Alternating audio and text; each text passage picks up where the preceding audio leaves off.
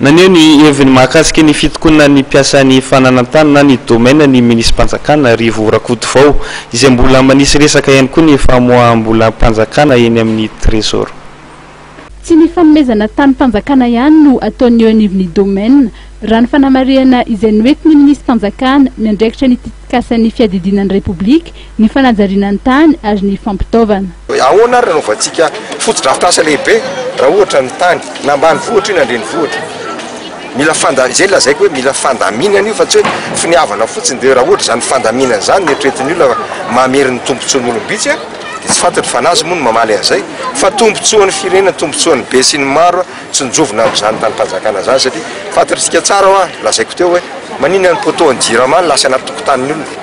maninona rehefa mivoaka amin'ny trano ianao mamavaravaro ianao dia eo amin'ny arabe tsy ampy fandaminana zany zavatra zany.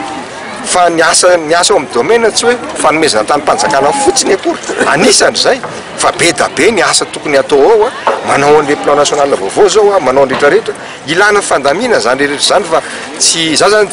iresaka ifampiresaka fa ohatra kosa raha ny tombontsoany be sy ny maro no anaovan'ny olombitsy antson'izay zay tsy maintsy nitsangana fanjakana afaka miresaka fa eto zany dia manaroatra an'izay ho tombontsoany be sy ny maro tsy marina zany ohatra nanontaniany namana teo hoe mijaly ny vahoaka inona mampijaly ny vahoaka mba halazao amiko raha ohatra alamina fomba fanomezana tany mpanjakana. Tao anatin'ny herinandro vitsivitsy dia niteraka resabe ny famoahana vola eny anivon'ny tahirim-bola mpanjakana.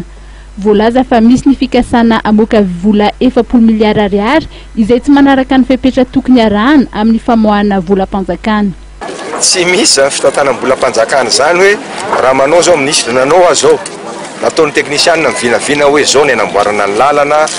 amoahana andro kanala rano miangon'ireo anamboarana zavatra maro samihafa zay mibaiko ny filohan'ny Repoblika satria anatin'ny projet présidentiel nanaovany azy dia manaraka ny pitsopitsony rehetrarehetra ara-mpanjakana fa tsy dia marina loatra zany hoe batainy Rakotovao le vola sy ny sisa